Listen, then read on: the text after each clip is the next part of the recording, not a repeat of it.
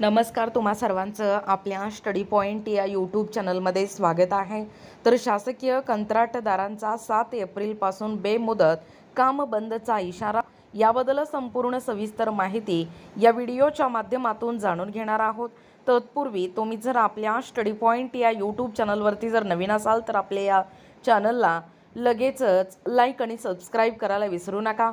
चला तर मग वेळ वाया न घालवता या शासकीय कंत्राटदाराचा हा येत्या 7 एप्रिलपासून कशा पद्धतीने काम बंद बेमुदत आंदोलन आहे ते या ठिकाणी आपण जाणून घेऊया। बघा, या ठिकाणी तुम्ही टायटल पाहू शकता। टायटल काय आहे बघा, शासकीय कंत्राटदारांचा 7 एप्रिलपासून बेमुदत काम बंदचा इशारा।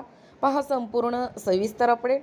जिल्हा पातळीवर केलेल्या शासकीय कामाची देयके गेली 16 महिने मिळत नसल्याने राज्यातील शासकीय कंत्राटदारांनी 7 एप्रिलपासून बेमुदत कामबंद आंदोलन पुकारण्याचा इशारा दिला।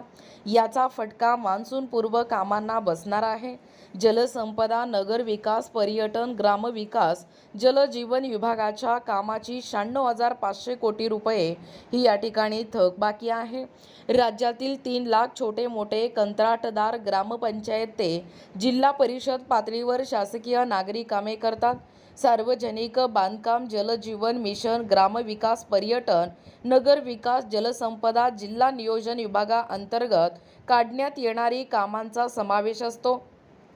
लाडकी बहीण योजनेनंतर राज्याची आर्थिक स्थिती खालावली आहे आणि त्याचा फटका या कंत्राटदारांच्या देयकांना बसला आहे। कंत्राटदारांची गेल्या वर्षी 1,16,000 कोटी रुपये थकीत होते।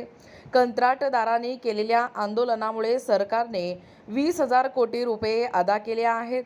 1,00,000 रुपये देयके थकबाकी असलेल्या कंत्राटदाराला 5,06,000 रुपये देऊन कंत्राटदारांच्या जखमावर मीठ चोळण्यात आले आहे। कंत्राटदारांनी थकीत देयके द्यावेत म्हणून मुख्यमंत्री आणि दोनही उपमुख्यमंत्र्यांची भेट घेतली।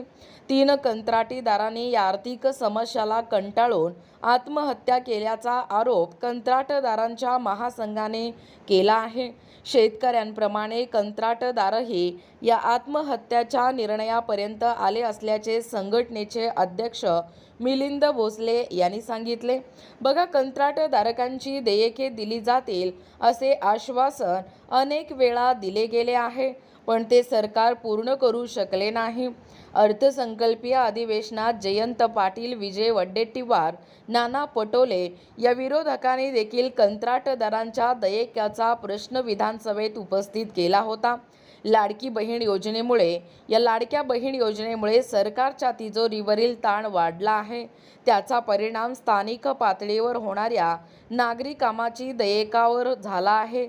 सध्या मान्सूनपूर्व कामे स्थानिक पातळीवर सुरू आहेत आणि कंत्राटदारांनी या ठिकाणी 7 एप्रिलपासून राज्यातील शासकीय कामे बंद करण्याचा इशारा दिला आहे। प्रत्येक जिल्ह्यात यापूर्वी कामबंद आंदोलन करण्यात आले होते, तरीही सरकारला जाग येत नसल्याने राज्यात बेमुदत कामबंद आंदोलन करण्यात येईल असे देखील भोसले यांनी सांगितलेलं आहे।